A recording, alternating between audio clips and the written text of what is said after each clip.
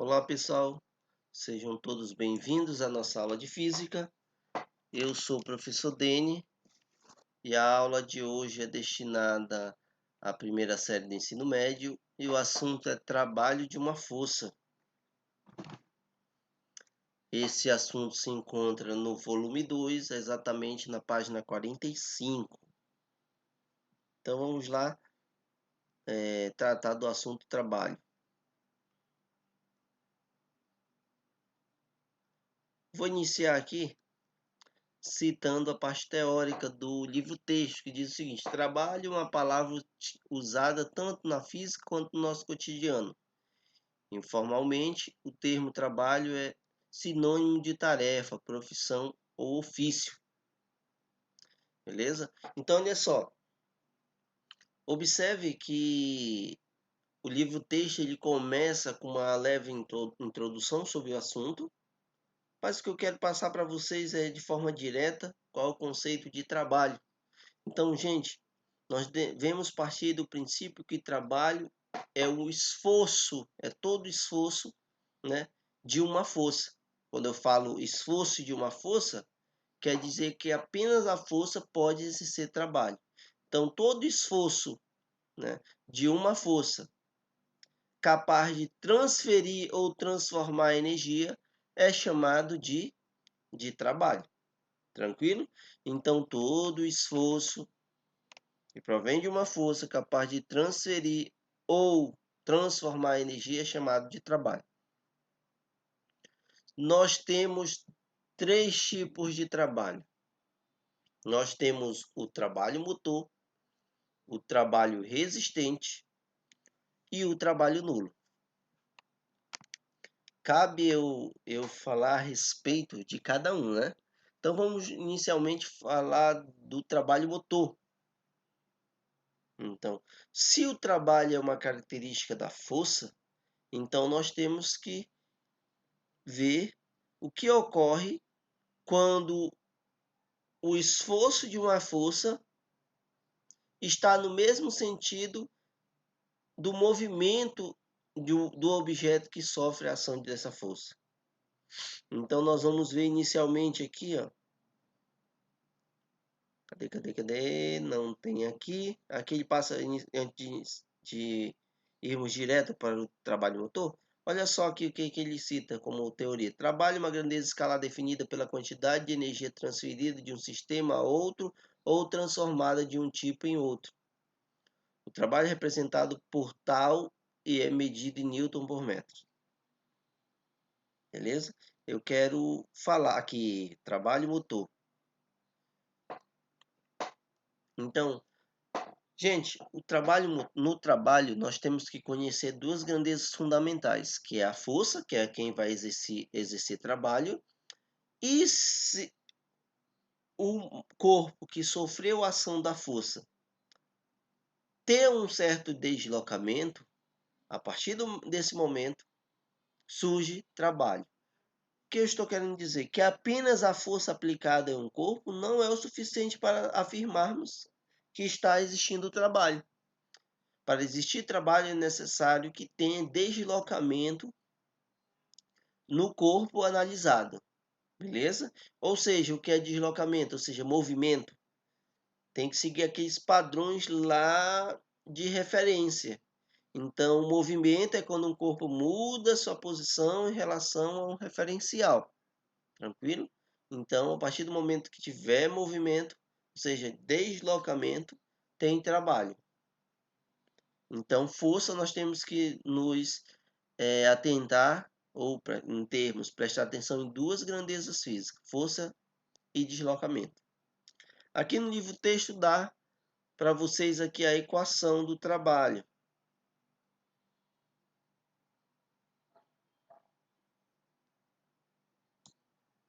Tá um pouco ruim, mas é aqui nessa parte, acompanhe o mouse. Diz que trabalho é igual ao produto da força vezes o deslocamento. Então vamos lá ao trabalho motor. Quando a força aplicada em um corpo, que é o caso aqui, ó, o rapaz está aplicando uma força para a direita. Se esse bloco se deslocar a favor da força, ou seja, se o deslocamento, o vetor deslocamento, tiver a mesma direção e sentido que o vetor força, isso significa que o trabalho neste corpo, ou seja, exercido pela força neste corpo, é um trabalho motor. Neste caso, os vetores força e o vetor deslocamento formam entre si um ângulo de 0 graus. Então, observe aqui, ó, tem o desenho, né? Mas olha só, vou colocar aqui, ó.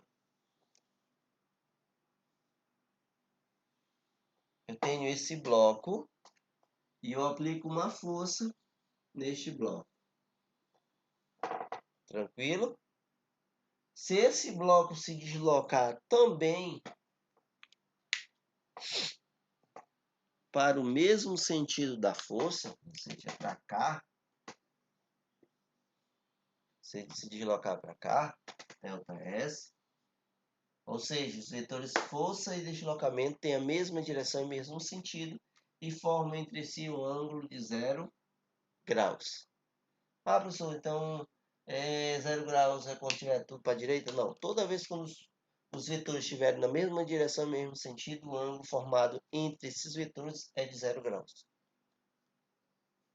Então, neste caso aqui, eu tenho um trabalho motor. Tranquilo? Então, o trabalho motor é quando os vetores força e deslocamento tiverem a mesma direção e mesmo sentido. Tranquilo? Então, neste caso aqui, eu terei algo máximo. Então, ele cita aqui no livro o texto: trabalho de uma força aplicada no mesmo sentido de um deslocamento pode ser denominado trabalho motor. O trabalho motor tem sinal positivo e está relacionado a um aumento de energia do sistema, ou seja, a força está disponibilizando energia ao sistema. Então, falei do primeiro trabalho, né? Agora eu vou falar do trabalho resistente.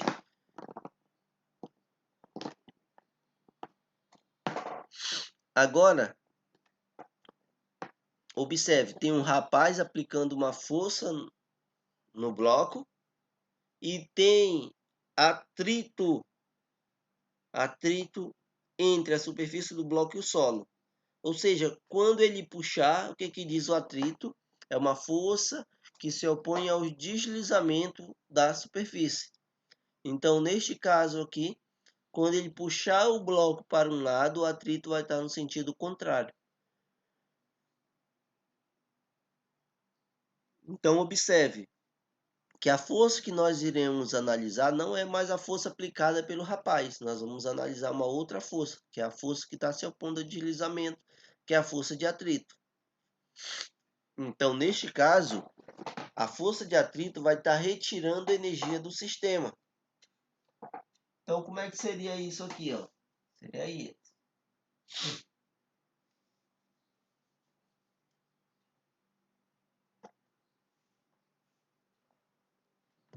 Observe aqui. Eu tenho o bloco. Essa é a força aplicada pelo rapaz. Aí o bloco se desloca para cá, ΔS, né? Ao deslizar para lá, surge uma força que está em contato com a superfície, né? Se está se deslocando para lá, essa força é chamada de força de atrito, desculpe, e é para cá, ó. Ela vai se opor ao movimento.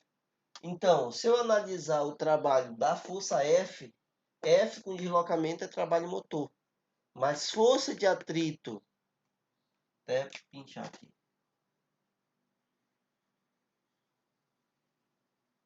Mas força de atrito com deslocamento do bloco não é mais um trabalho motor. Observe que tem a mesma direção, direção horizontal. Só que os sentidos são opostos, né? Então a força de atrito está retirando energia do sistema. Quando os vetores força e deslocamento apresentarem sentidos opostos, né, nós temos um trabalho negativo, que nós chamamos de trabalho resistente. Resistente. Beleza? Então, trabalho resistente é aquele no qual a força e deslocamento têm sentidos opostos. E o ângulo formado entre eles é de 180 graus.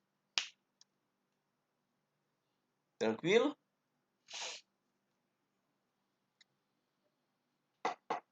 Então, olha só.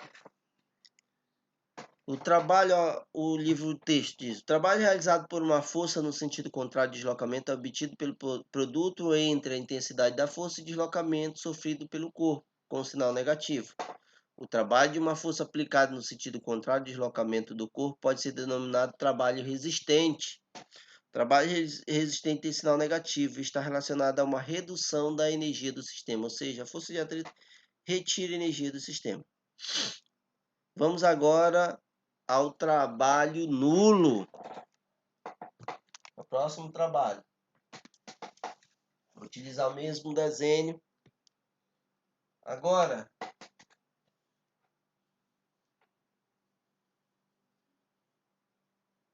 coloquei aqui na figura a força-peso, né? Observe que a força-peso ela está numa direção diferente do deslocamento. Uma direção perpendicular, né? Perpendicular a quem? Ao vetor de deslocamento.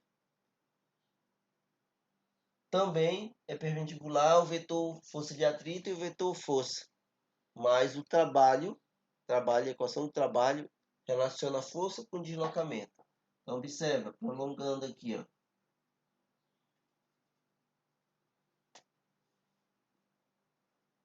Então, aqui neste caso, os vetores formam entre si um ângulo de 90 graus. Tranquilo? Então, o vetor peso com o vetor de deslocamento formam entre si 90 graus. Com isso, eu tenho um trabalho nulo. Por que nulo? Porque o vetor força não é responsável em causar nenhum deslocamento, né? E além do mais, na equação geral do trabalho, que diz que é força vezes deslocamento vezes o cosseno do ângulo formado entre eles, essa é a equação geral. Se você observar, o ângulo aqui é 90 entre o peso e o deslocamento. E o cosseno de 90 graus, é zero. Por isso que o trabalho é zero, porque o ângulo formado entre os vetores é de 90 graus. Então, toda vez quando os vetores força e deslocamento formarem entre si 90 graus, eu estou diante de um trabalho nulo. Vamos aqui ao desenho. O desenho diz o seguinte, que o rapaz novamente aplica uma força e a força vai exercer trabalho. Novamente eu estou afirmando que quem só exerce trabalho é a força. Não é isso? Então, olha só. Então, eu terei a força aplicada para a direita pelo rapaz, segue o mouse. A força que se opõe, que é atrito, e tem a força peso. Então, formará com deslocamento 90 graus. Então, observe que quando isso ocorrer, eu tenho um trabalho nulo. Agora nós vamos para forças com trabalho sem ser a favor do movimento e sem ser com direção diferente do movimento. Beleza? Nós vamos à situação do trabalho de forças que formam um ângulo diferente de 0, 180 e 90, que no caso aqui de uma força oblíqua.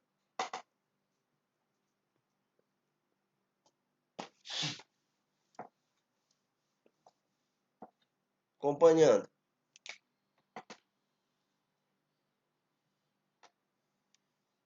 Se você está diante de um sistema no qual é aplicado uma força, estava com o pincel agora, eu não sei onde é que está o pincel. Enfim, um erro de gravação aqui, perda do pincel. Se você tem um objeto no qual está sofrendo a ação de uma força, que é na direção diagonal, como nós já vimos lá em vetores, é necessário nós decompormos esse vetor força. Nós temos que decompor ele em fx e fy. Com isso, na horizontal, se eu colocar um ângulo aqui, eu terei fx, e na vertical fy. Onde fx vocês já sabem o valor de fx, né?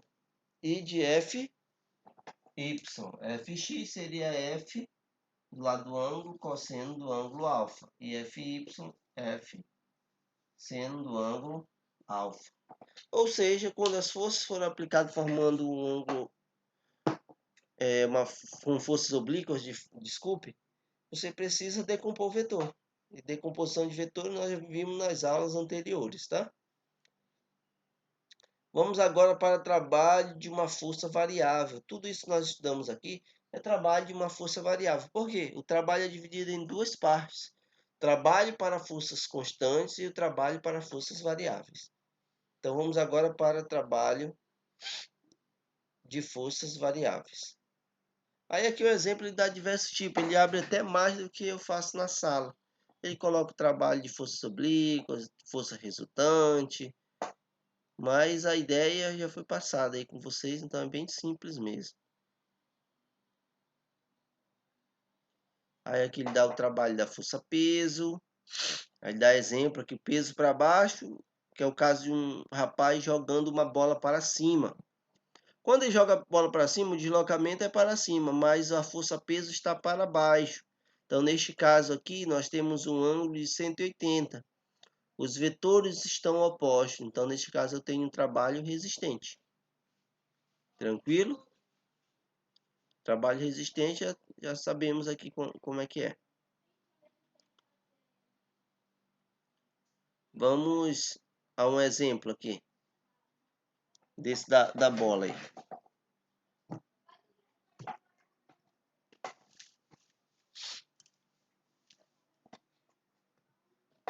Supomos que eu tenho uma bola de uma massa 1 kg. Digamos que eu tenho uma bola de 1 kg. Ela faz se deslocar para cima por 6 metros. Acompanhe, gente. Ocorreu algo incrível aqui. Deixa eu... O pincel some na... Pois é, o pincel sumindo na minha frente, diga lá. Então aqui eu tenho o peso para baixo e deslocamento para cima. Então isso foi o caso do rapaz lançar a bola para cima. Então como é que seria o trabalho? Trabalho é a força vezes deslocamento vezes o cosseno do ângulo. Então trabalho. Qual é a força? A força peso, né? A força peso é dada por mg, que é 1, que é a massa, g, que é 10. Então, seria 10 força peso. O deslocamento foi aqui colocado como 6. E o ângulo formado entre os vetores peso e o vetor deslocamento foi de 180 graus, cosseno de 180. Então, neste caso, eu teria 60 vezes menos 1. Então, o trabalho aqui da bola, exercido pela força-peso, seria de menos 60 joules. Tranquilo? Então, esse seria o trabalho da força-peso na ida. Lançamento de baixo para cima. Vamos agora calcular o trabalho quando a força não for constante, gente. Quando a força for variável.